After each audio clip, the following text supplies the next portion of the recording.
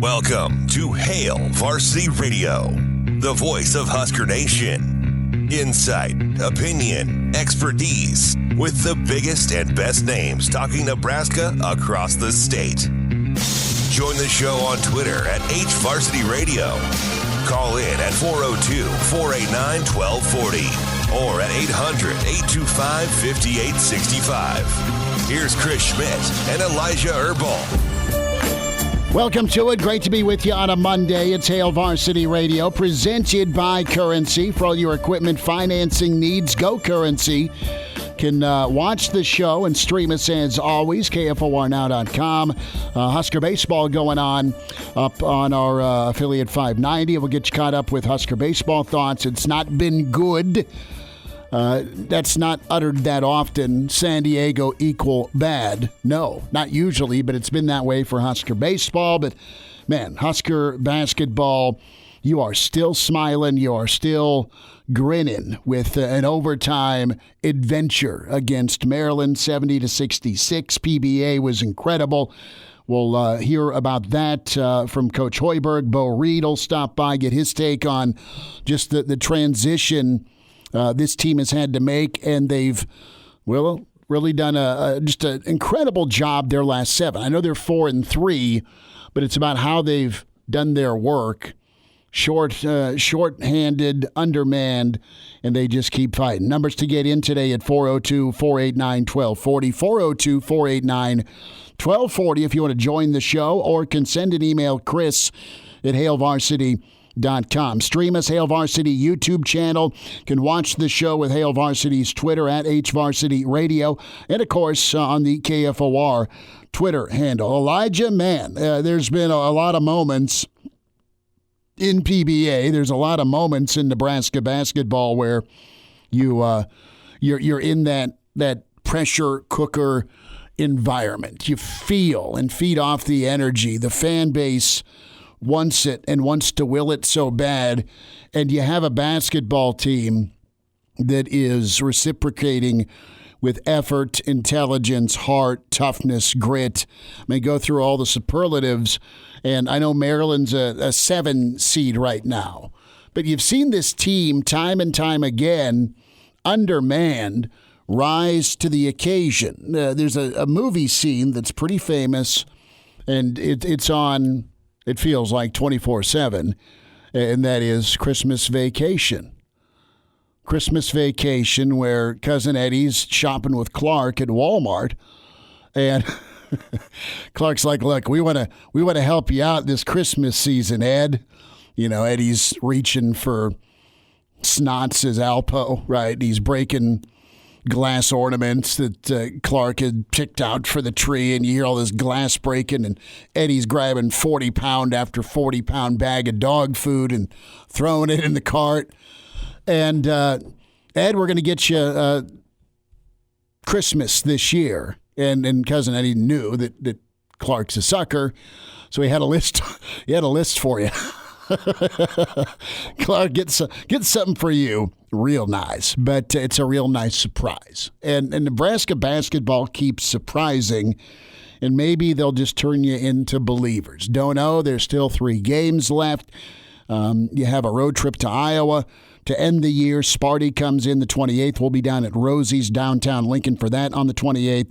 And, of course, you got some breathing room between now and Minnesota. Minnesota's a team that you need to beat, right? Don't rest on your laurels. Keep the intensity. But, man, what a ball game. And you had heroes. You had Derek Walker from the free throw line. Derek Walker in ISO. You had Sam Griesel really kind of take over the latter part of regulation. And you had Sam Hoiberg, who's not just, oh, what a sweet, cute story. It's the coach's kid. He's a good basketball player, and he's a smart basketball player. And he gives up his body. He uses his mind. And he's hit some big shots when given moments, 9 points off the bench. Keita has been a man down low. And whether you're getting 2 minutes or 12 minutes off this Nebraska bench, they have, as a unit, They've been so cohesive. Kisei Tominaga's been on a mother of a heater, equaling what Ty Lue has done, and the first Husker to have 5 straight 20-point games. But it was awesome, man. It was awesome. I went yesterday. Big thanks and shout out to Calvin for hooking me and Cousin Nate up with tickets. Saw Navat, saw a bunch of folks that like listening to the show. It was awesome to be down there and experience it, because when Nebraska basketball gets hot, there is nothing like it. Football's football. Baseball is clearly important and a lot of fun, but when Nebraska basketball is winning and they're doing some special things, man, there is nothing like that energy inside PBA, and you got to experience it, hopefully in person at PBA, or the great Kevin Kugler and Nick Baugh calling it on FS1 yesterday. But, man, that was a good time. That was an absolute good time, and Nebraska continues to reward. I'm going to say this. You can call that a hot take. You can say I'm caught up in the moment. Have you ever had a Coach of the Year given to somebody who's 500 and overall and below 500 or right at 500 in league play? Can we talk about that for a second? We've gone from, well, is Fred going to get another year, to, oh, wow, they won at Rutgers. Oh, they came back from 17 down against Wisconsin. Hey, they beat Penn State. They've gone from kind of surprising you that they won to now, how have they done that? And I think your Coach of the Year front runners are probably... It's got to be Chris Collins. Chris Collins, right. Maryland was picked 10th in the league preseason. Okay. Painter's always going to get votes because Purdue's money. Mike Woodson, Indiana. Indiana's kind of restored what they've been. They're a lot tougher of a team than they've typically been. But I think if you go peer-to-peer, it isn't even a contest. I think if you go poll coaches in the Big Ten, who does your vote go to? It's Fred Hoiberg. They get it. They get the injury situation. They get the roster and the management that's had to go into this. They understand it. He'd win in a landslide, and he deserves it at this point in the season. Right now, I know there's 3 games left. But if you go poll the rest of the Big Ten, they are going to absolutely, I would bet money, your money and mine, Elijah, then say they would give Fred Hoiberg the nod. What he's done and what this team has done is incredible. It's one win. I know they've won 3 straight. There's the moment we can be caught up in, but enjoy it. It's fun. It hasn't happened all that often, but you feel like things have truly shifted, and you're happy for this team. You're excited for next Saturday. You're excited for Sparty on a week from tomorrow. And we'll see where things are with Iowa at the end of the year. If they could get to 500, the NIT, that'd be awesome. Dreaming even bigger with a Jimmy V tribute 40 years later. Who knows? Well, you'd have to go do something pretty special in the Big Ten tournament for that to happen. No, I know. You have to win out the regular season, then probably get at least 2. You were talking about an 8-game heater. This team's hot. I know. This team's hot. And as you said, I'm not sure I'd go as far as to say Coach Hoiberg deserves Coach of the Year in the Big Ten as right now, but he at least deserves Coach of the month of February. With the roster, listen, am I too in the moment here? I'm sorry, but listen, they're screwed. They've been screwed with their 2 best defenders. Who do they got on offense? Kisei's gotten hot, and that's kind of been miraculous. Like, he's been a role guy. Well, let's not forget that the fact that 2 injuries potentially derailing your entire season is also a little bit of an indictment of the coaching staff, because bringing in talent is a part of being Coach of the Year. You shouldn't be screwed, but based you've been here 4 years. I get it. Based on the talent that he has, the coaching job Fred Hoiberg has done, he's done the best coaching job in the Big Ten. I don't think that's contestable right now, but there are other factors to that Coach of the Year discussion. I'll just say, I think Fred Hoiberg at least deserves Coach of the month of February. I think that's a fair down-the-middle assessment. Pump the brakes, Schmidt. I'm just saying that the fact that this roster looks how it does right now in year 4 is an indictment of Fred Hoiberg's tenure at Nebraska. You better make some chicken salad is what you're telling me? That's basically what I'm saying, yeah. You better make some chicken salad with what you got. And he's done that. That's so good. He's done that. He has done that in the month of February. He's got this team playing incredibly, and whenever you watch a game like yesterday, the talent differential, which I believe to 100% be there. I believe Maryland is a Maryland's much better nuts. basketball team than Nebraska. But if you just watch that, if you didn't have any context of the season, if you couldn't see the records down on the scorebook, if you had no idea what was going on before the season, and you watched that game yesterday, I think 9 out of 10 fans would say, yeah, Nebraska was the better team. They got the win. They had the home crowd, and they looked better most of the way through, aside from a stretch about 17 minutes to 8 minutes in the second half. 8-minute stretch of no baskets. Yes. You go 3 of 16 from three-point land. When your two remaining best players, Greasel and Walker, have to go to the bench, which, again, with foul trouble. Again, a bit of an indictment on the coaching staff. But that's not where I want to go here.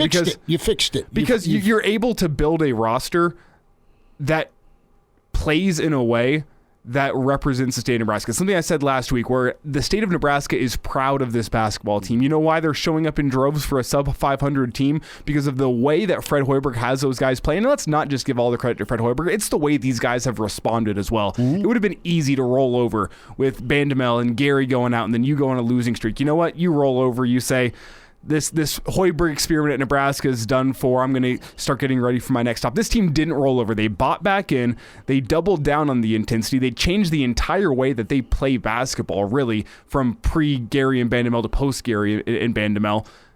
And they've started reeling off wins yet again. That's what's made Nebraska so proud of this team, is despite the adversity of this season, despite everyone telling them, you know what, you're not good enough this season. The roster is just not good enough for you to be competitive in the Big Ten.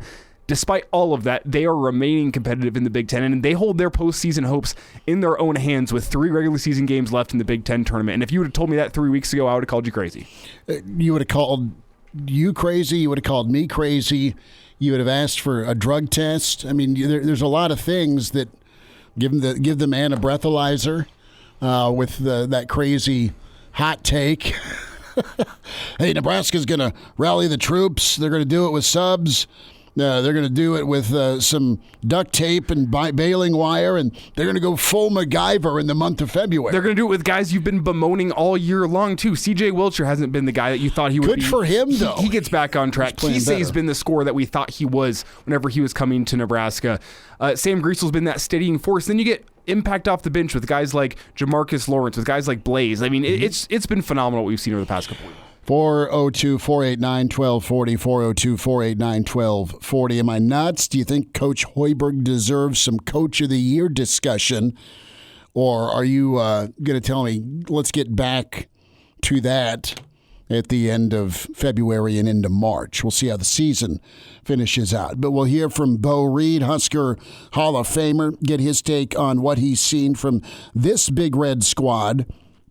And it looked bleak there with the scoring drought. It was a nice first half. They were up 7 points. But the big thing is with Nebraska, they won the basketball game at the free throw line. They won it with toughness and rebounding. And then they just found ways to make plays. And that is what you expect from teams that are loaded with NBA talent. Well, this team's got some guys that will play pro ball, I don't doubt, but they've been able to really lean on a guy like Walker to go make plays, let him do his thing off the nail, and then Greasel comes back in. Sam Hoiberg's making plays. Kisei gets it going, and then Keita again is just that guy, and they did it.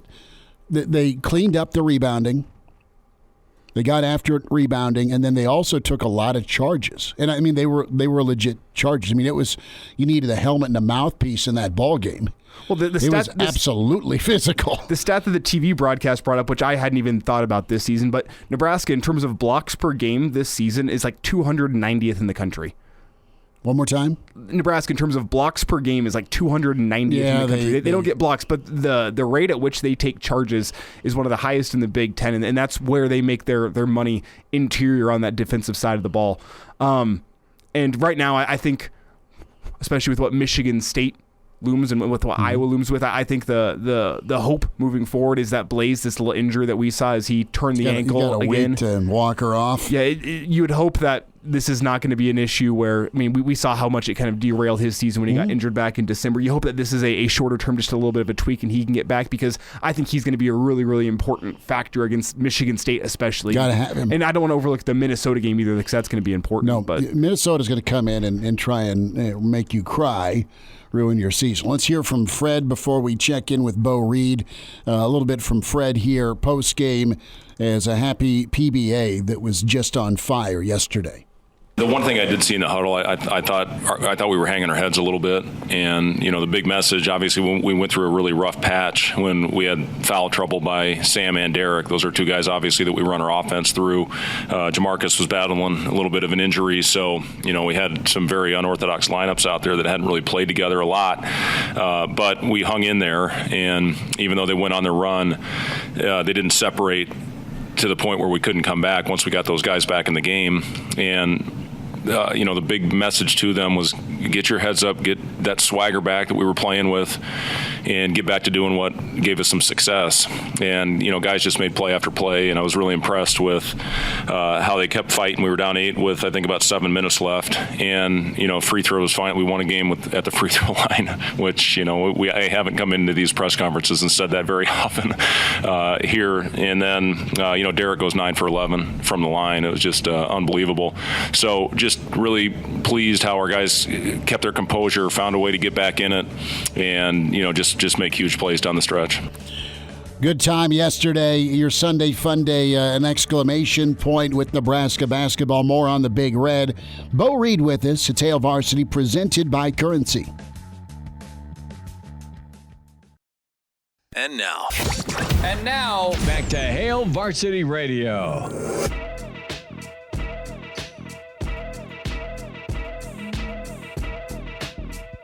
Back into it at Hail Varsity Radio, presented by Currency. Schmidt, Elijah Herbel, Husker Hall of Famer, and part of that NCAA tournament team that was a 3-seed. Beau Reid with us. Beau, you still smiling from yesterday? What a win by the Big Red. Yeah, absolutely. Really good win. That was a fun atmosphere. It's as full as I've seen Pinnacle Bank in a number of years, so that was fun. It was electric. They found a way. And, Beau, I know it was alumni weekend. And give me your thoughts here as we've kind of gone on this winding road of this season for Fred and company. They have continued to scrap. They've continued to fight, and now they're hot at the right time. Did you think they had this in them? What was your take on the team as you kind of watched them and observed them here go through their ups and downs?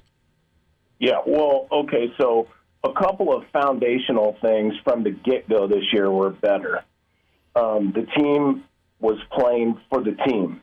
They weren't playing for themselves. Even their uniforms are unified. They are all wearing white or red shoes. They're not wearing pink and blue and yellow shoes. So this team reflects more appropriately the university that they represent. They play hard, they play unselfish, and they play to win. And that's fun to watch. The crowd can see that, and it's easy to root for an underdog. So after Vandemel and Gary got hurt, they could have easily folded up and basically gone home. But what Fred did was create an offense around Derek Walker and his unique talent. And so they're basically running a version of the triangle offense with Derek Walker at the point of the triangle, and no matter what side of the floor the ball's on, which is genius. And the way that it's structured, he's always got an open side of the floor for Sam Griesel, especially if he has a mismatch. Derek then is the ability to kind of go to the rim, create plays for other people. And, with the way a couple of those guys are shooting the ball, they're always either positioned in that ball side corner or in the opposite wing. That if you go to sleep and forget about them and try to stop a layup, you are going to give up a three-pointer because Tominaga is red hot right now. They're fun to watch. They are. And go back to that tweak, that triangle, and I'm familiar with it just through all the years of watching Phil Jackson and the Bulls, right, his triangle. And I think they always went through Bill Cartwright, if memory serves, or Luke Longley.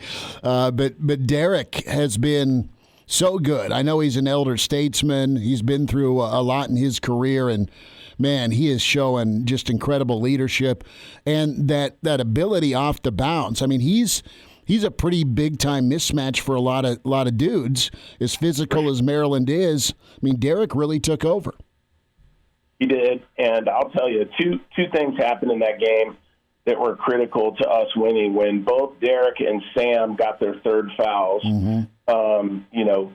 both of them came back in the game about 12 minutes left, and Maryland had immediately, when they were both out of the game, eliminated an 8-point deficit. Sam comes in and 30 seconds later gets his fourth foul. So I'm thinking Sam can't come back in the game until there's 4 or 5 minutes left. And, they jump up to an 8-point margin. And with about 7.5 minutes left, you see Fred push Sam back to the scores table, which was absolutely what he had to do. Well, in that 30 seconds, Sam Hoiberg gets a wide open three from the top of the key and just buries it to cut it to 5. Then you get the 7-minute there's a timeout. And so then Sam gets to check in the game with 7 minutes left and 4 fouls, never gets his 5th foul, plays unbelievably hard, and scores probably 10 of his 12 points in the last down the stretch. Really, he and Derek played like sixth-year senior guys. They just really played intelligent basketball. And, Tominaga did his thing. He sometimes takes some shots that make you say, what are you doing? But he made his free throws, and he made a big one there in overtime. But whenever you combine yesterday's atmosphere with the performance by the players and the coaching job by Fred, do you think that was the best game of Fred Hoiberg's tenure at Nebraska thus far? I think we know he's probably earned himself another year at this point, but was yesterday that crown jewel in Fred Hoiberg's tenure so far? No, I think Rutgers was last week. I think that was a game no one saw coming. I didn't think we had the personnel to beat Rutgers, and we just had a game plan that was unbelievable, and we executed it for probably, 37 of the 40 minutes. I mean, it was unbelievable. And this was a follow-up to that. The adversity that they fought through with Derek and Sam getting in foul trouble, and then also you could kind of see all the kids' body language kind of change, and it got, the slumped shoulders, and you could see they started kind of letting doubt creep in because they were really struggling, and Maryland was going on a little bit of a run. But then when those guys came back in the game, they just picked them up like seniors are supposed to. And, Fred and his staff have done a great job of putting these kids in a position where they can be successful because, let's face it, with the exception of Sam and Derek that are pretty well-rounded players, everyone else on that roster is pretty one-dimensional in terms of their skill sets. And I don't mean that in a derogatory way. There's just one thing that they do that's better than everything else. And so he's, maybe Tominaga's a little bit weaker on defense, so Fred's mixed in a lot of zone in the last month and a half, which he's had to do to kind of buy some minutes where they can't isolate him with a 6'6" guard and back him down and isolate him in the post. And so I just think this entire year is an expose on just how good of an X's and O's guy Fred is. And now he's just got to get a roster that will allow him to kind of compete in this league. So I think he knows what it's going to take to win in the Big Ten now. And now I hope it shows up in the recruiting. As you look at how this team was constructed via the portal and some sixth-year guys, and you've got some young guys that are either waiting in the wings or have seen more minutes. Beau Reid with us. Beau, everyone seemed to chip in at an important time as they've gone on this run. And looking big picture with Nebraska, do you think Nebraska, to your statement a minute ago, do you think they'll be able to get who they need to get in here for future classes and future teams? Can they keep this rolling? I think what's happened is, and I don't know if it's intentional or they've stumbled upon it, but what you've got is you've got kids playing a role again. Mm-hmm. Instead of the 5 guys all thinking they're going to play in the NBA and every guy's got to get 20 and 10 and get his stats because he wants to play at the next level, we've got a bunch of kids that are playing for today, playing for the name on the front of the jersey, and there's just not a lick of selfishness. And, that's a formula that can win at Nebraska for a long time, because we're not going to have 5 NBA players on our basketball team. We never have. I don't know that we ever will. And, but what we've proven is that with a couple of really good players and a bench full of, 5 or 6 kids that are willing to play their role and play hard and do what the coach tells them, we can play smart basketball and we can beat a lot of good basketball teams. And that's what's been so fun. And I swear that's why you've got such a great fan reaction to this, because no one saw this coming based on the way we played basketball in the previous years. Mm-hmm. It was a lot of selfish play and a lot of kids that clearly didn't care about Nebraska. And that's probably an unfair characterization. That's what it seemed like by the way that they played, and guys like Teddy Allen, who felt like a mercenary and didn't, necessarily care about the rest of the team. He scores 41 and then decides to sit out the rest of the year because of whatever reason. So there's been some things in the past that made it kind of difficult to see this coming. And I think when the name Fred Hoiberg was announced and everyone got so excited, this is what I think people thought we were going to see, is a guy that played this way and now is coaching in a way that's it's just so fun to watch, because they don't care. They're not playing for themselves. Not a single guy out there. They're playing to win, and they're playing as a team and for each other. And Nebraska people will rally around that all day long. Beau Reid with us, Husker Hall of Famer. Reaction to Nebraska, Maryland overtime. The Big Red get it done. As a senior leader, and your team really kind of jump-started that era, that run for Nebraska to get to the tournament. And there was a lot of tournament runs after your 90-91 season. Tell me a little bit about your experience being that senior voice with a different group of guys that season, as far as the leadership you had you had to use, but also to get the result you had on the court, because you had talented dudes, but you guys all played pretty well together. Well, wasn't always that way, though. So my sophomore year, I was the leading scorer and leader in assists, and, we had developed an offense down in Australia that I was looking forward to my junior year. Well, I got hurt. Mm-hmm. And then as I'm sitting out, Piakowski and Chubbuck are redshirting, Farmer's transferring in, and we're watching the guys. Once we started to lose games, we just watched it deteriorate into guys playing for themselves and trying to get their stats. And they really didn't care if we won or lost at that point, because they figured, well, we're not going to make the postseason this year, so I'm just going to get my points. And so when we all became eligible, and I was a senior coming off a knee injury, missing my whole junior season, I really had the mindset that no one was going to get any accolades or any attention from professional basketball if we didn't learn how to win some games. And so, I personally decided I don't care if I score 1 point in the game. We're going to win. We're going to figure out how to win. I want the right person to get the ball. I want the open person to get the ball. And the other thing that happened is we were deep enough with talent that Coach Need didn't have to tolerate any selfish play.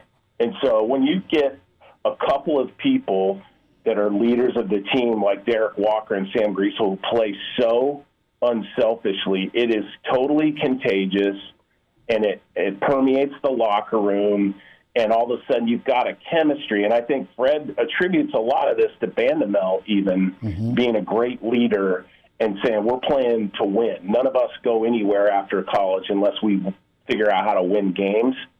And so it was devastating when he got hurt, but Derek has been rock solid, and Sam, that kid's he's tenured, he's played, he's been through the wars, he's been through injuries, he's been through illness.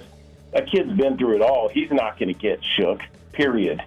And so I think there's a lot of similarities. I think this is a foundational year, and Fred's program goes from here, because I think they now have an identity that he will not allow anyone to wreck. And now, back to Hail Varsity Radio. Beau Reid with us, Hail Varsity Radio. Husker Hall of Famer. Beau, what's your gut tell you here on the finish? Get the crystal ball out here. I know Minnesota, Sparty's awfully tough, looming, and then you wrap at Iowa, but Nebraska, a chance they keep this streak going. I mean, they are climbing the mountain in the Big Ten in a logjam year. Yeah, you feel like the Minnesota game's kind of a must-win. Yeah. And then you hope you can sneak one of the last two. Michigan State's going to be a tough matchup for us because at the 4 they're so physical. And but, the way we've been playing, I wouldn't put anything past. No one wants to play us right now. Mm-hmm. And then Iowa's going to be playing for their life. I mean, I think they're kind of right in the middle on the bubble, and I think that's going to be a tough game at Carver Hawkeye. So if we could sneak 2 out of the 3 and get to, a winning record, that would be unbelievable. It might get us out of having to play the play-in game, which I think we maybe are out of that right now. Mm-hmm. But that's the thing you want to avoid because it's hard to make a really deep run in the Big Ten tournament if you got to play that play-in game. It's just, especially with we're only playing 7 guys or 8. That makes it really hard to go on much of a run there. But, you win the Minnesota game, you take care of business, and then anything can happen after that the way these kids are playing. And, even if they don't, I just think that the atmosphere in that arena just shows that the fans really are enjoying the product that's on the floor. And, gosh, it just didn't seem like that was going to happen this year, especially with Derek kind of not being on the team the first 4 or 5 games. So it's just the surprise of it all and the joy of seeing this all kind of come together with a bunch of unselfish underdog kids playing as one unit and winning against nationally ranked teams. I mean, it's kind of cool. It's really cool. Beau Reid with us. Beau, enjoy your week. We'll catch up with you down the road and see you back at PBA. Thanks for a few minutes today. For sure. Yeah, thanks for having me. It was fun. Always love chatting with Beau Reid, shooting fire as always, and that's the perspective of a former standout at Nebraska that got the team going, and he kind of lived it. You got to go back a ways with the early knee era and some of the talent they had and what brought them together that senior year for Beau Reid anyway. I mean, they're kind of the gold standard, right? They're a 3 seed, a team that finished in the top 10, and that 90-91 Husker squad was just awesome. And then you saw more tournament runs or trips anyway throughout much of the 90s. But you had a foundation, right? We talk about foundation and construction and flipping things, the construction narrative with football a lot. Well, Fred has found buy-in. He has found roles to Reid's point, and it's working. And it's through grit and hustle, not necessarily talent. And Nebraska fans love that. Yeah, it's great to be the most talented team. That's easy. So, or it's easier to win with the talent versus guys that have developed into something, and you see the payoff. That's the fun of this. Nebraska baseball, let's get you caught up there. We'll have more on Husker basketball next hour. Charlie McBride with us in 20 minutes. But through 5.5 innings, Nebraska now back in front, at least as of 10 minutes ago, 11-10 over San Diego. Charlie Fisher hit a 2-run shot to put Nebraska up. Nebraska was down 10-4. Elijah, you're sick for this Husker baseball team and Will Bolt because they found every which way to lose this opening weekend series between too many runners left on base in the Friday night game. Saturday was problematic. They still left runners in scoring position, didn't close that way. And not to mention, you also had passed balls and wild pitches at inopportune times, right. Balks at bad time. The whole weekend has just been a calamity of errors in a way. Well, it's been a lot of what ailed them a year ago, and it is a fresh new start. It's just one series, but you were hoping to exercise some of those demons, and then you jump out and get walked off yesterday. So no one as fiery as Will Bolt is. He may have just said, y'all are walking home if we don't get one. today, and for them to be down 10-4 and to roar back and go up 11-10, maybe this is all right. You salvage one, and maybe it's a spark you can get heading into next weekend. Game's not over today yet, Schmidt. No, I know. So let's be careful. Let's be careful because it's, as you said, it's almost been the same story as last season. I know it's early in the year, especially whenever it's your first time actually going and playing outdoors in nice weather in San Diego. Things are a little bit different. You're learning some things about yourself, especially with all the new players that have been brought in. You got to learn a lot about who you are as a team. But that's been the problem with this first weekend. It's that same issue. You know what? When the pitching's going, the bats aren't going. That's Friday night until you get into the bullpen, and then the bullpen kind of lets you down. Saturday, a similar story. You get the hitting going, and then the bullpen, again, lets you down. It's just whenever there is somebody performing well for this baseball team, there's somebody else out there who's letting the team down. And until you get a full team effort where you're finding a way to win instead of finding a way to lose, I think it's going to continue being a problem. But you got to find a way for this team to buy back in. And the saying of 2 years ago, gritty beats pretty, we haven't quite seen that since those seniors graduated 2 seasons ago. So who's going to step up, be a leader on this Husker baseball team? Who's going to be able to look their teammates in the eye and ask more from them? Because, I mean, this weekend, the Huskers starting pitching has done their job. Friday, Saturday, and Sunday. They've done the job. They've given the bats a chance to go out there and score some runs, and I don't think they scored enough on Friday with the runners in scoring position. The batters took that, I think, as a challenge Saturday and Sunday. They came back. They got themselves some run support, and then, it's the bullpen letting you down on Saturday and Sunday, where you have a lot of experience. Complimentary football. You have a lot of experience in that bullpen. It's been guys that you wouldn't expect to be letting you down. Shea Shanneman, Kyle Perry letting you down so far this weekend. So I think there's a lot of learning lessons to be taken from this weekend. There is not a fire alarm going off in my head with this Husker baseball team based on one weekend, but the signs are there from what you saw last year, where it's just you could never get a full team effort on any given day. It felt like that's how this first weekend has felt. We'll have to see how Will Bolton, his team, can adjust. And I think going and getting one on a Monday would be huge. Well, go get one, where especially with how this game's gone, where you jump out. It's been a marathon here. You jump out and then you give up 8 runs in the 4th inning with a grand slam and a whole bunch of untimely base hits. You went through 4 pitchers in 1 inning in that bottom half of the 4th inning. And if they can battle back and win this game, it could give you some confidence moving forward. But on the other hand, if you start your season 0-4, what kind of message does that send to your team about who they are to start the year? 1-4 would be a disaster. 0-4 would be a disaster. Well, freshman Dylan Carey's been good today. A solo shot, an RBI double. That helped pace Nebraska to jump out 3-0. And then it was 10-4 San Diego. I told you about Fisher about a half hour ago hitting that bomb in the 6th. We're top of the 7th now. And Sartori sent a shot out. The outfielder misplayed. The ball hits to the fence. Bryce Matthews scores, as does Sartori. And as of about 5 minutes ago, Nebraska leading. The field goal is up and good, 13-10. Bullpen's got to step up now. You got to close this game. In the top of the 7th. Get some of Joe Boo's rum. Get a live chicken.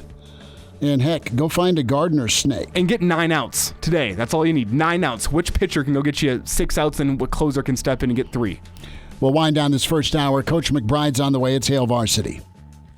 And now, back to Hail Varsity Radio. One final time, it's Hail Varsity Radio, presented by Currency. For all your equipment financing needs, go Currency. Chris Schmidt, Elijah Herbel. Nebraska's not done. Charlie Fisher again, able to have a 2 RBI double moments ago, all the way to the wall.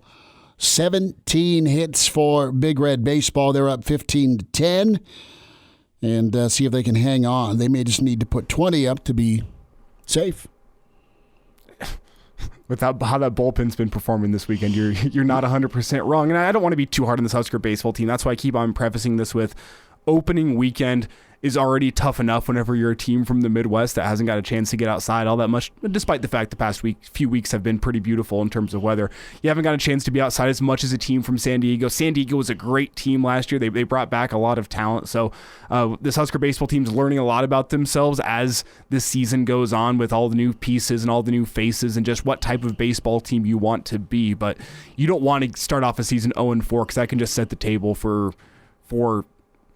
a lot more challenges than on the field as the year goes on. So you hope they can get one here. You hope the offense can pick up the bullpen, and no matter how many runs the bullpen gives up, that the offense can step up and get enough, because that'll build some trust between the team. And I think that's what's lacking with this team right now, as we kind of laid out last segment. Is just you can't get everyone on the team performing at the same time. Whenever trust fails you in baseball, the team will fail you as well.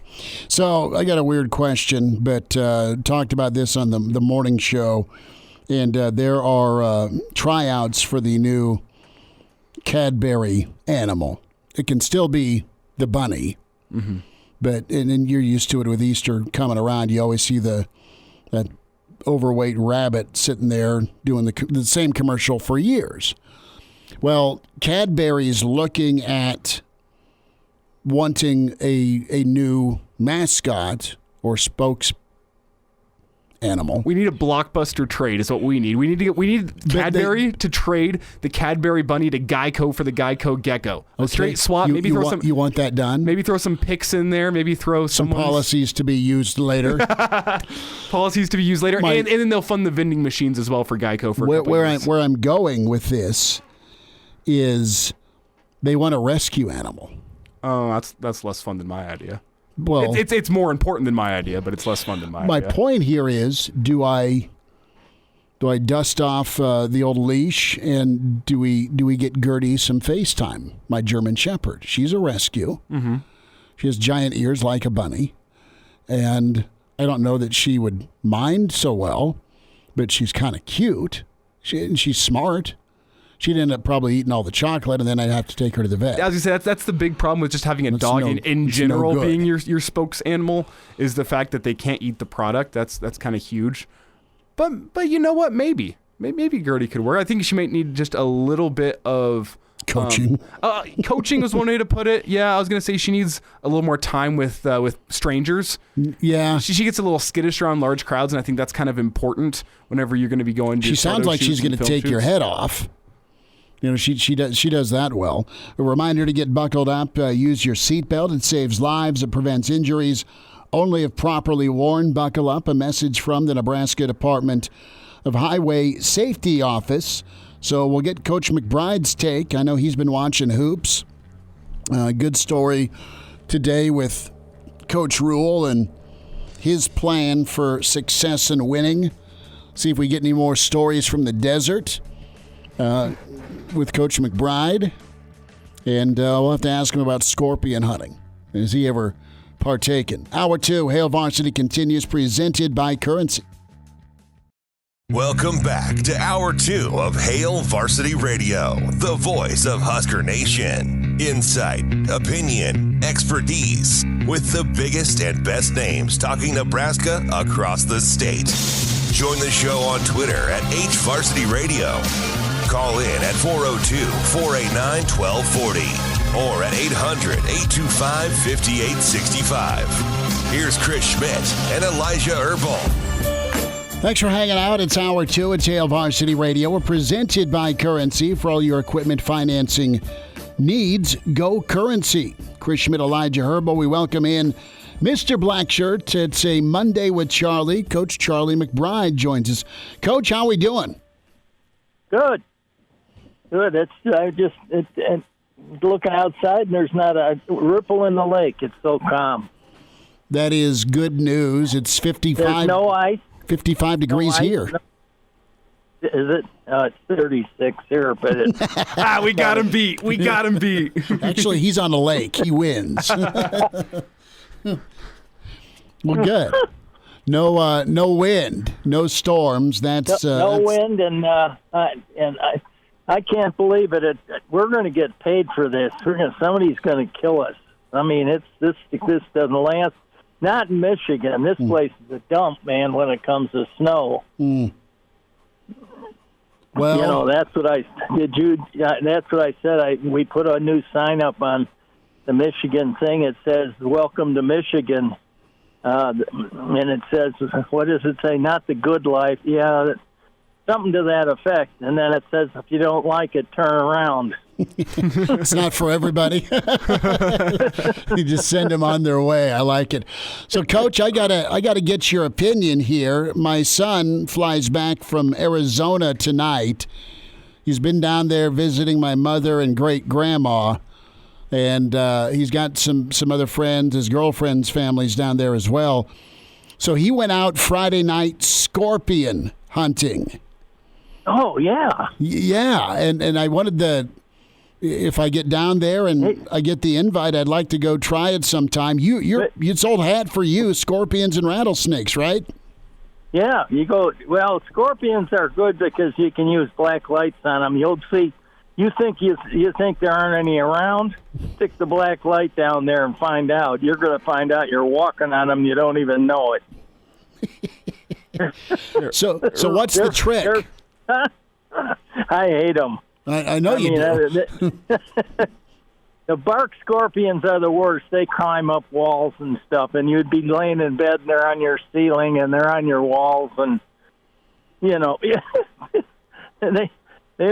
get in bed with you. They don't like that part. They just like climbing around. Okay, so how dare I say deadly are these scorpions? I mean, is every scorpion the same with venom? I don't know. I've been bit 3 times, and they don't do anything. I mean, it doesn't feel good. Well, They swell up like crazy. Yeah. But there probably are some that do. I've never heard of now a snake. We have a lady out here that's been bit by the same snake in her yard 3 times. Really? And they have pictures of her in the hospital, and her legs are swollen and black and blue, and that's no good. See, that's the point where I'd take the lawnmower out for retribution after that. Yeah, I'd go after the snake. How's that thing still around to bite 3 times? I'll tell you what, you better get a flashlight, and you better wear shoes, because you'd step on those babies, and they won't. If you're not bothering them, they're not going to bother you. Mm-hmm. What happens is people startle them, come up on them, walking through the weeds and stuff, and all of a sudden come on them, and then they think you're attacking them. But other than that, we have them come out. We just call the fire department to get them out of there, because if you get it, like if you have them in your garage or somewhere around your house, they come and get them, and then whoever's the rookie fireman has to catch them and put them in the tank, and then they take them out in the desert. They just let them go. They don't kill them. It's the wildlife hour here with Coach Charlie McBride. It's Wild Kingdom here with Coach McBride here. It's a new segment. I like it. Well, did you watch Nebraska basketball yesterday? I did not. I watched about 10 minutes of the beginning of it, and then I was ordered to do some stuff, so I was moving my storage shed around, and I had to do it because the weather. I was scared of the weather, so I did it. But I saw a lot of the previews because I get the Big Ten channel, so I saw, and saw him talk about it, and saw, Hoiberg after the game talk, and all of his son and all of them. So I saw some of that stuff, and then they'll replay the game this week. Yeah, they had a heck of a win. It was overtime. The place was rocking, and it was just awesome. And I wanted to kind of get your thoughts on the satisfaction you have as a coach and a teacher when you overcome some odds, right? When you overcome some injuries, when somebody reaches their potential. That element of coaching, I'm sure you've had that experience a lot of times with a lot of kids over the years. Well, that's part of your salary, just enjoying that part of it, because that's why you're in coaching. I mean, it seems like, with me, I've always been kind of a guy that liked the underdogs and likes to see them come from behind and stuff like that, and I watched it happen in the World Series. You watch it happen all over the place at times, and a lot of people think they're going to roll their head on the field. Well, come on ahead. That's good, and they lose they become equal, and then they don't pay much attention. That's why every game, every practice is for a championship. If you practice that way, and you'll play that way.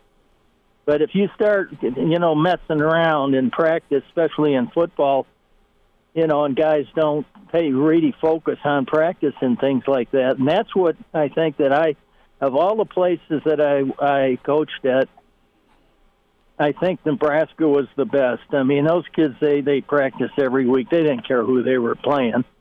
There was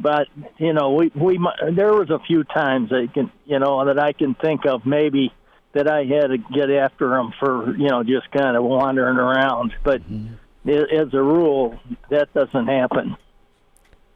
Coach, I want to get your take on a very specific moment that happened in that Husker basketball game yesterday. And just from your own time as a coach, I want you to take us inside the mind of Fred Hoiberg. There was a moment in overtime right at the end where Sam Hoiberg, Fred's son, comes and gets a steal. After everyone kind of counted Sam Hoiberg out as being a guy who could contribute for this Husker basketball team. He's been down on the bench most of his career, but then he stepped up in a big way over the past couple weeks, gets a steal last night, takes the other end, gets a layup, and really seals the game for Nebraska. From a coach's perspective, do you think Coach Hoiberg was able to enjoy that moment as he should have as a father, or are you too focused on the game? I'm just watching that moment. I was wondering what's going through the mind of Fred. You just enjoy it that time and watch it. I mean, it's those are the kind of things right there that that make coaching so much fun because and then after the game when he explained it, he said the way they were, he just caught them in how they were passing the ball. And he said, I'm going to get one of these, and he did. He missed I guess he missed a couple before, but he, in his mind, he's going to get one of these, and he did. And that's, that's kind of, and a lot of times you'll hear somebody talk about some players are good at what we call mental visualization, where they visualize themselves doing that off the court. And you can imagine what happens in football when you're teaching a fundamental, when kids will be able to visualize themselves doing something off the field. That's like practicing because you're putting it in your subconscious, basically, and all of a sudden that's what happens. You repetition yourself, so it's just almost like practicing. And so he mentally he's gone through that stuff before. He's the son of a coach. So he talked about those things to his son, and he probably did it in high school and, visualized himself and saw himself, scoring at the end of the game or doing whatever, and those are the things that win for you, guys that I know they're going to do. He said, I knew I was going to get one, and so you knew where his mind was. Charlie McBride's with us, a Monday with Charlie. It's Hail Varsity Radio. Coach, want to talk about the topic of toughness. What was the method? How did you guys make tough football teams? And I bring it up because that's a part of this basketball conversation. It's also been an ongoing conversation with Coach Rule about what he wants in a football team. So let's talk about the culture of toughness. How did you guys go about it? Well, toughness is a thing that, you can look at it just on the field or you can look at it that way. I tried to go from scratch and simple things that you do the things that are right. If you don't, you're not very tough. Right. I mean, I kind of sometimes explained it like if you're in the morning and your alarm runs off, and you just turn around and lay over there and just push the button for another 5 minutes, as far as I'm concerned, you can put your guts in a thimble, and, because the guy's not tough enough to do the things that are right. And that works into the things, too. Do the things that are right and don't sit and say, well, I'll do it in a minute. It's like the old trick. How many times your mother said, take the garbage out, and you said, well, I'll do it in a minute, Ma. That's when you get your butt kicked, and things like that. So all those things, when you talk to them, sometimes they start looking at themselves Well, I'll tell you what. Here's the good one. I'll study in the morning. I'm going to stay out. Tonight. I was going to study, but I'm going to stay out tonight. I'll study in the morning. Yeah. I did that trick once and went ahead and got an F. Yeah. And so, that's what happens. So the whole key to it is you do the things that are right off the field too. And on the field, being tough is the more of a physical, is the physical part of it, but it all folds into the same thing.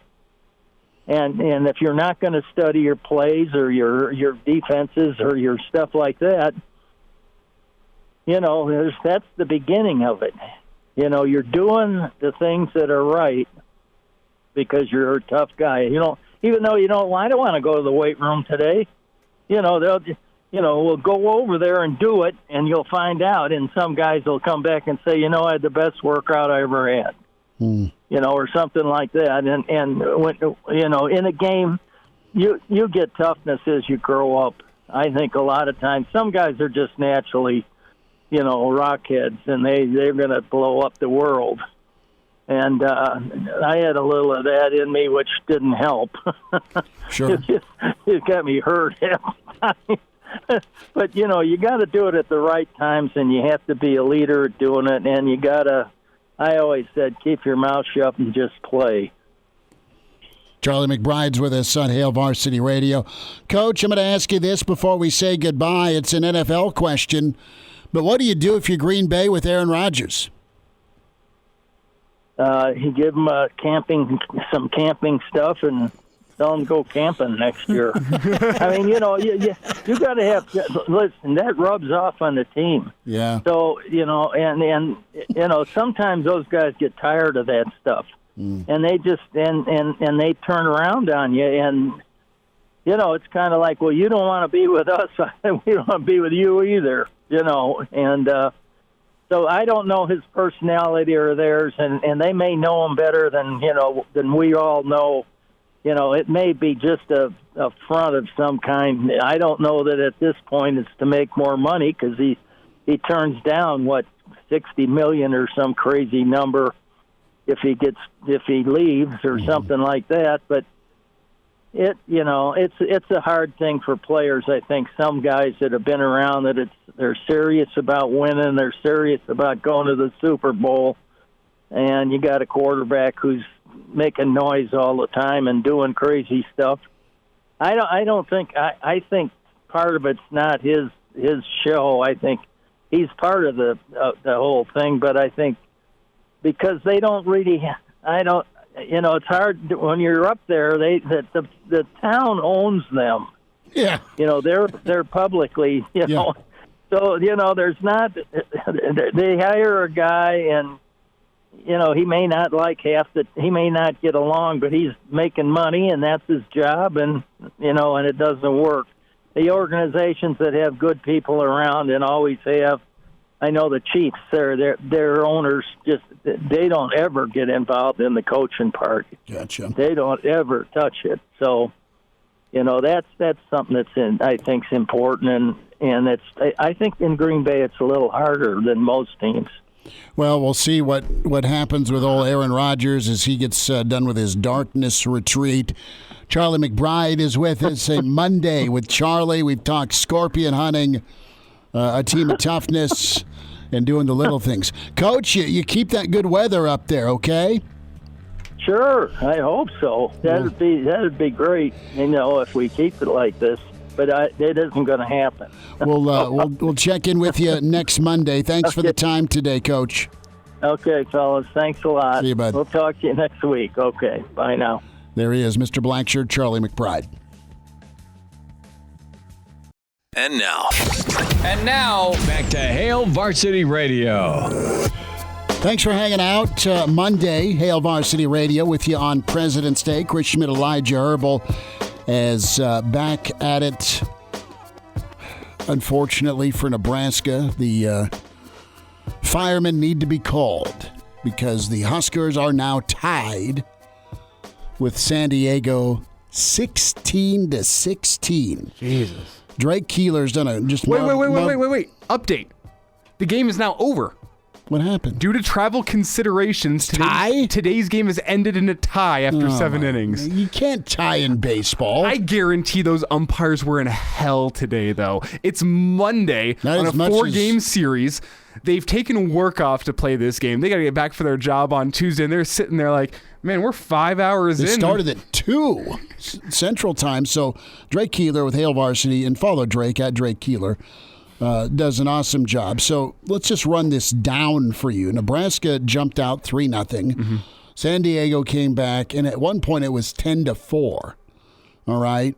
Fisher hit a bomb. Nebraska got rolling, went up 11-10, and then went and extended their lead to 13-10. Then it was 15-10. And then at one point it was 16-10. And then San Diego is roared back. Okay. Nebraska walked in a run to make it 16-10 before the third out. This was about 15 minutes ago. Nebraska had a pretty big lead heading into the 7th. Shanneman came in, started the frame with a hit by pitch and a walk. So he puts 2 on. That was the same problems for him on Saturday. Another hit by pitch loaded the bases. A third batter was nearly hit, but he ended up walking in a run. Ornelas came in, bases loaded, no out. 5 consecutive walks, hit by pitches. Ornelas walks the first batter he faces. It's now 16-12.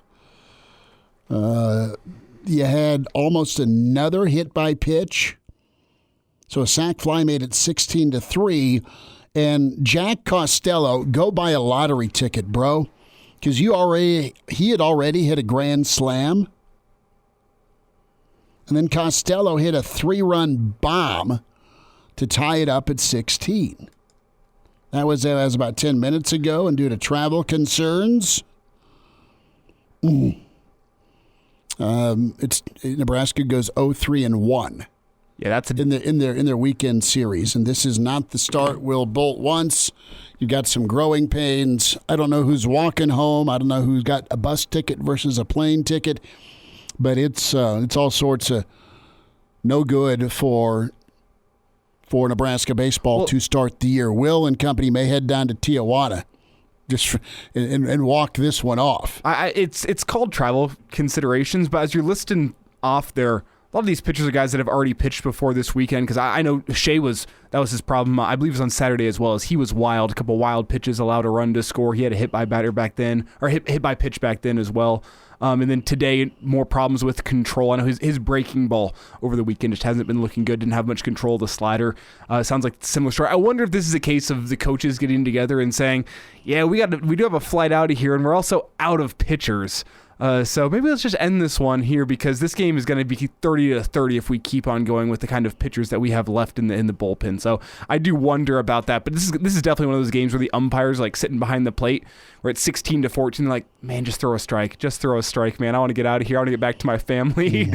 I don't want this game to be 30-30. And those umpires are paid handsomely at the college level for what they do. So I'm sure it wasn't them calling the game saying I got to go home, but man, that's just one of those painful games where nobody can get an out. The runs keep on coming, and you're just wondering if that game is ever going to end. So mercifully it does, but a tie is, in my opinion, it's not as bad as loss, but it's pretty dang close. It's awful if you're up 16-10. Yeah, that feeling of on top of coming back from being down 10-4. Nebraska, the line is this: 16-16, 7 innings. You can't start a game after 5 p.m. Central.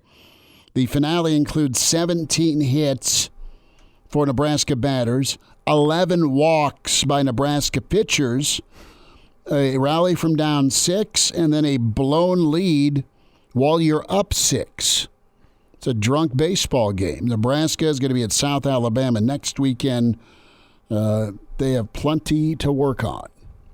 And this isn't some new guys. These are guys that you're hoping to solidify their role. I mean, Shanneman was a weekend starter last year. Mm-hmm. And moving back to the bullpen, you can have some struggles changing roles like that. It's different coming into the beginning of a game, and I'm sure Jabba Chamberlain can speak on that as well, the kind of adjustment that it takes to go from being a starter to being a reliever. It takes some time. It does, and it can take some growing pains. Simba has a compliment for you on Twitter at HVarsity Radio, at Schmidt_radio, at Herbal Essence. Wow, Herbal Essence is taking this tie game better than I expected. 2 segments ago, he was ready to give up on the year. I was trying to preface that by saying it's just a bad opening week. The umpire came out in him, and he's like, he's looking at his watch. We got to go. The umpire came out. Don't kid yourself. There's some tears inside for Elijah Herbel with Husker Baseball and how this series and weekend went. But I also know that feeling as an umpire. But as an umpire, he's all about getting out on time. I've had some marathons where it's just like, Christ, can this game end already? I'm missing the Avs Stanley Cup Finals game right now. True story, actually. So if anyone can do some math on which game I was umpiring back then, be my guest. But yeah, like a 3.5-hour marathon where I'm missing the Stanley Cup Finals with my Avs in there. And I'm like, can this game please? And I've been there. I have done that. So I feel for the umpires definitely in a game like this where it's just 45-minute half innings because no one can get an out and everyone's getting walked and everyone getting base hits. It turns into a bit of a grind back there behind the plate. Well, we'll hear from Will Bolt this week. All right. I'm curious as to what Will's reaction to the first weekend is going to be. Probably, and I don't know that he's like violent. I mean, no one will a little bit. Like, there's a long talking to in the outfield. Probably. Just because they can't start an inning after 5 o'clock doesn't mean the old left field meeting is going to end anytime soon. Full of chewings. Well, and there are positives to take away from this weekend, just not on your record, not in your wins and losses. There's no positives to take away from there. So there's positives with the fact that, yeah, your bats were able to get it alive as the weekend went on with 8 runs scored yesterday, 16 runs scored today, and that's also a product of getting deeper into San Diego's bullpen. But you got some runs there. The main one where I think Will is going to be very frustrated with the bullpen, especially with the amount of experience you have in that bullpen. They were bad all weekend, and that's sugarcoating it maybe. That's maybe being generous saying they were bad all weekend. They really have a lot to improve upon. You know what to fix. But you also have you had a couple solid starting pitching performances, and you don't want to let those guys get too deep early in the season with their arms still getting accustomed to the rigors of a season, so you can't let those guys go too deep. But you did have some solid starting pitching performances over the weekend. So another positive you can take away despite the fact you're 0-3-1. Yeah, 0-3-1. There we go. Let's get some more from We'll check that Fred Hoiberg, a happy coach in Fred Hoiberg, as Nebraska able to outlast Maryland. They've won 3 in a row. They are 4-3 in their last 7. Dare to dream, Husker basketball fan. I thought, listen, 4.5 points, that's fishy. Maryland's going to come in here. I don't want to say drill Nebraska, but yesterday felt like the type of game that a team like Maryland, as big and talented and as physical as they are, they're going to come in and win by about 10 because that's what they do. Nebraska, despite foul trouble, Nebraska, despite down key people, they've adapted and adjusted to what and who they are. Great analysis from Beau Reid in Hour 1. So check that interview out. Podcast, Spotify, iTunes, Google Play with Hail Varsity Radio. The whole show or the segment there. But Fred spent some time talking about Sam Hoiberg and his shot in the arm. Obviously defensively, but also coming up with that key steal, some key free throws. 9 points for Sammy. Fred 2.0, Mayer 2.0 off the bench for Nebraska yesterday. Yeah, Jameer Young is one of the toughest covers in this league. He's an all-league player, and this team's playing great basketball right now. And, Sam, I thought, really defended that last possession well. He's still capable of making that shot, but I thought he did as good a job as he possibly could contesting, one of the best players in the league. And then those 2 plays in overtime, the charge that he took, and then obviously the steal after the timeout to put us up 3, just huge plays. And, it's rewarding to see when guys go out and work as hard as Sam does, as Jamarcus does, as Blaze does, and for it to pay off. Blaze, I thought, was unbelievable again for us. We thought we could play big for stretches in this game, whether they played Emilian and Reese together, or I thought Derek did a really good job on Scott as well. So we'll hear a little bit more from Fred in a moment, but some great compliments from Derek Walker on Sam Hoiberg, and a tweet out by Coach Rule just moments ago applauding the type of culture that Fred Hoiberg has. Listen, you can't always say that about what Nebraska basketball's been. They've got it right this year with the kids and the mentality and just kind of an all-for-one attitude. Here's Derek Walker. I'm proud of these guys, man. I'm proud of him for making plays, bro, because I don't see him in practice. He plays hard. He plays hard, and sometimes we got to tell him to tone it down a little bit. Yeah, they get mad at me. But he plays hard, and he deserves everything. He deserves to get that steal. He puts in the work, man, and I'm just so proud of him. So let's hear Cut 7. Do we have time for Fred? Let's get there. Yeah, we do. And it was, and Tom Chattel asked this to Coach Hoiberg yesterday after the game. Did you believe that this team could do what they're doing? I mean, are you surprised they're doing what they're doing? I just, a lot of people were saying, when we had the injuries, what could have been. And, my message to the guys is what can still be. And, those guys fight like hell. They practice as hard as anybody, and they are resilient, and they do have some toughness and character to them, and you have to have it. You'll steal some wins if you go out and play hard and compete every night, and that's what our guys are doing. So, we had a couple tough ones, obviously, right after the injury. I thought we were a little bit in mourning, to be honest with you. But, once we got one with this group, then they just kept fighting. I think they believe now that they can do it, and that's a big part of it. So just got to keep fighting, man. Keep fighting, clawing, swinging. We're going to have to win ugly, which at times it was tonight. But, again, this team has shown it can win in a lot of different ways. Offense was really pretty in the last game against Rutgers, not so much tonight. But, we found a way to get it done with toughness. Yeah, amen. You just keep finding a way. Brennan chimes in these Nebraska winter conditioning videos with Nebraska football. Thinks Nebraska can beat anybody in the nation. You get fired up for it. Brennan wants Bama. Not yet. How'd that go for K-State? Let's watch the spring game first. Let's watch the spring game. Let's worry about tomorrow. Hail Varsity continues, presented by Currency.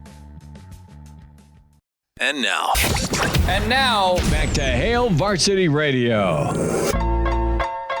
Back with you, it's Hail Varsity. We're presented by Currency. Chris Schmidt, Elijah Herbel. Numbers to get in, 489-1240. 489-1240. And good stuff from Scott Docterman as you have the votes are in with who you want. You said we want Bama. No, we don't. I would visit Bama. I would like to go see an Iron Bowl sometime between Alabama and Auburn. I think that'd be great. I would like to note the only reason I think I'd want to go to Alabama is to see football. I don't think there's much else I'd like to see in Alabama. Golf. Is there good golf down there? There's great golf down there, I hear. I don't know. Never been. We got to go hit Lars up. Lars, we're coming to your lake house, and you're taking us to play 18. No discussion. Okay, so poll's been put out. And the total top votes were this, with who Nebraska should get. And you think the schedule will shake out 3-3-6, something like that, where you have 3 permanents, 3 crossover, and then of the 6, you're kind of doing a rotation, home and away. So that would leave you with 3 games per year among that 6? Yes. Yes. So the top votes are this. It's Iowa, then it's Minnesota, then it's Wisconsin, then it's SC, and then it's UCLA. Those are the votes that came in for Nebraska. They rate Iowa in a pretty much 20-1 margin. That has shifted. For me, it was always, I like Wisconsin because they're the Big Red of the Big Ten because of Barry Alvarez, and he made Wisconsin in Nebraska's image and all that. Well, Barry's retired. Wisconsin's got Fickle, and it's not that they're not going to be physical and run the football, but it isn't going to be 2 tight ends in I formation. They've got an air raid offensive coordinator now, so they're going to modernize. Wisconsin's going to try to anyway. But things have heated up with Iowa. I mean, it's been chippy. You've had a lot of heartbreak and then absolute jubilee with the win in Iowa City last year with the Hawkeyes having a chance to go to the Big Ten title game. You go outlast them there on their home field, and you go party in their student section, or at least the visitor section. Let me rephrase that: the visitor section with the Heroes Trophy. It was emotional. It was really, really cool for all those Nebraska kids to finally beat Iowa for the first time since 2014 with Kenny Bell. So Iowa, no shock. Wisconsin, he comes in as the second choice. I don't know, man. I think Minnesota, second choice is Minnesota here. I misspoke. It's Iowa, Minnesota, Wisconsin, USC, UCLA. That makes sense. There's a real, this guy's a screwball type attitude towards PJ Fleck, right? You want to beat the guy because he annoys you. And it really sucks to lose to the guy, but he's been really, really good. Okay, so me and my roommate, assuming that there is a pod system, which, as you say, you have the pod of 4, you play all 3 of those teams. You have 3 protected crossovers, and you have 3 of the 6 remaining teams you play twice every 4 years. So we did that system. I'm actually really proud. We have an entire whiteboard in my basement somewhere. I got to go find it, where we laid out what makes the most sense. I think it doesn't make much sense, actually, to put Nebraska in the same pod as Wisconsin and Iowa when you think about it from a TV rating standpoint. I think those are protected rivalries, but I think you do a pod Iowa, Wisconsin, Minnesota, Illinois. I think that's that's a pod that makes sense, but then Nebraska gets the protected crossovers of Wisconsin, Iowa, and then probably Minnesota as your third. And you put Nebraska in the pod with USC, UCLA, and then pick a 4th team, maybe Purdue, someone who's not that great. Because I think from a TV ratings point of view, in terms of like a helmet game, it makes sense to have Nebraska play USC and UCLA every single year. And you got to have USC and UCLA probably have a protected crossover with one of either Ohio State or Michigan, again, for TV ratings. No, you need the helmet. Yeah, you need the helmet game for sure.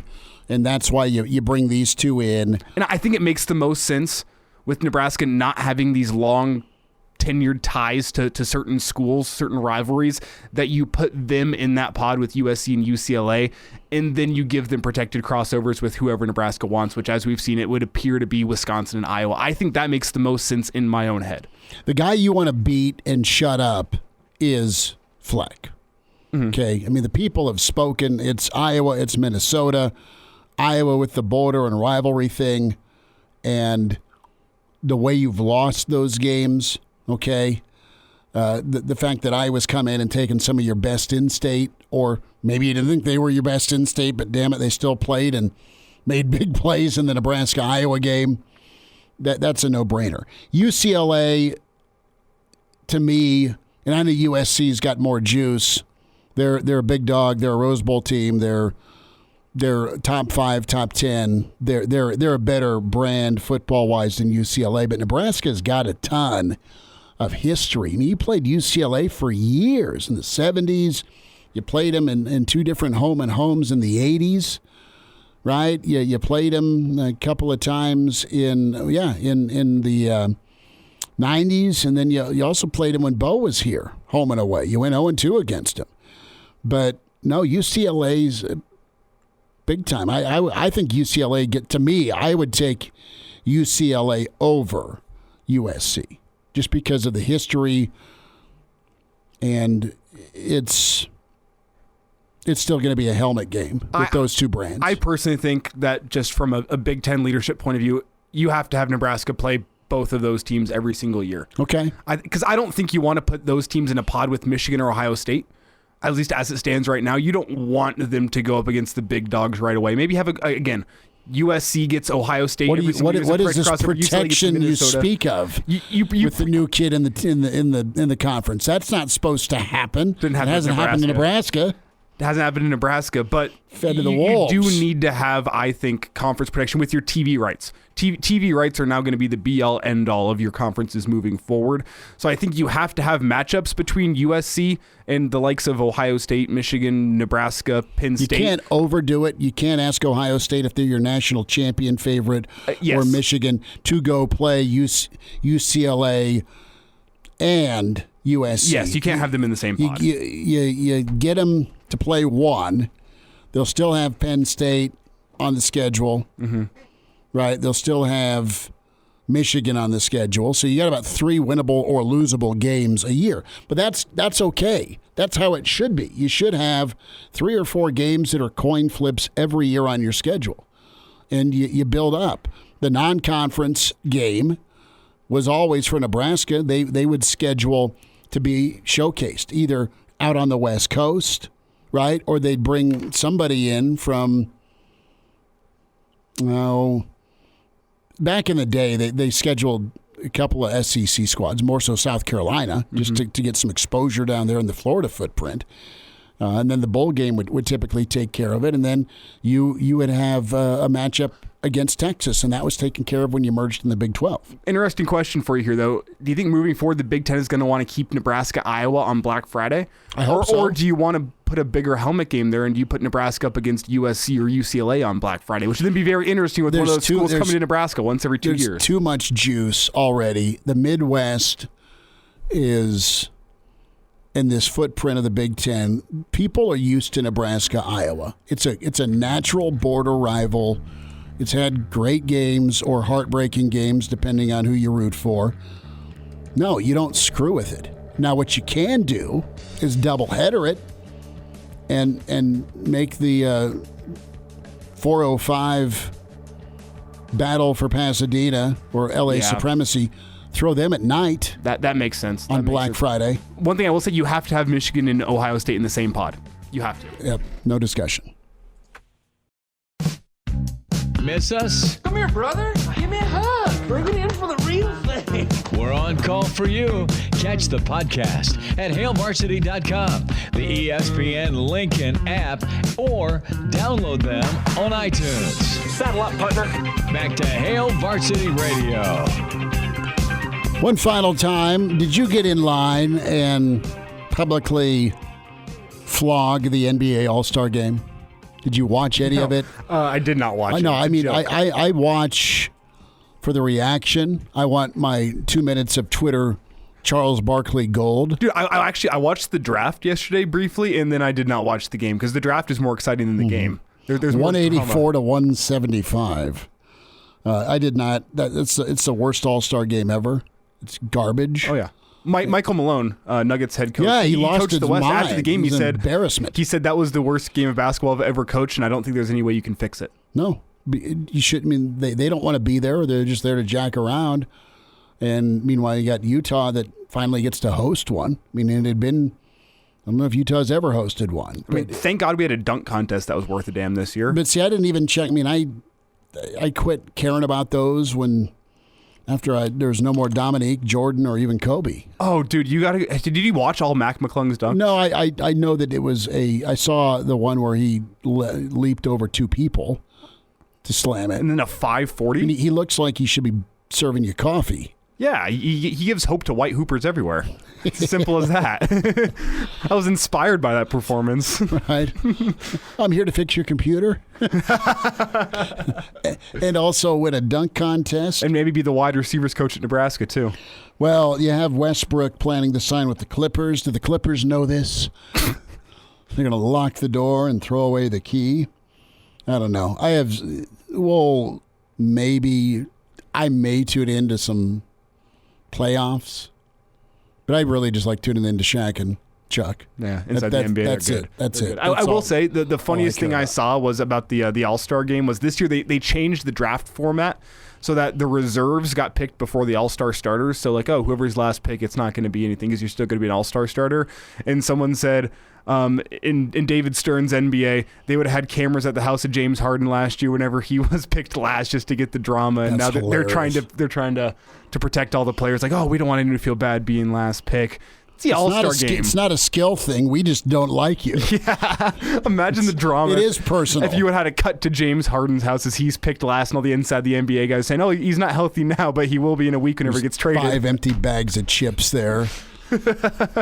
Just done dealing on the couch. All the All-Star games are going to hell in a handbasket, except the MLB All-Star game is still somewhat turning into worthwhile. the old guy in his lawn chair on someone else's yard screaming at the clouds. Well, good for you. I'm proud of you. I finally wore you down. The level of care from the athletes has even gone down from my childhood and all these events. The Pro Bowl, it was bad whenever I was a kid, but at least like the NBA All-Star game, there was something of watchability when Kobe was playing back in the mid-2000s. It was watchable. And now it's just unwatchable. The Pro Bowl was unwatchable. The All-Star game for the past 2 years has been unwatchable. MLB, at least you get real at-bats. I'll give them that. It's still for real. You get real at bats. You actually get pitchers. They're only going out there pitching 15 pitches, so they get the most of it. They actually try. I liked it more whenever it's still determined who was home field in the World Series. I think that's the key with these All-Star games. You have to put something on the line somewhere down the line. If the NBA All-Star game, if the winner got home court advantage, would the players try more?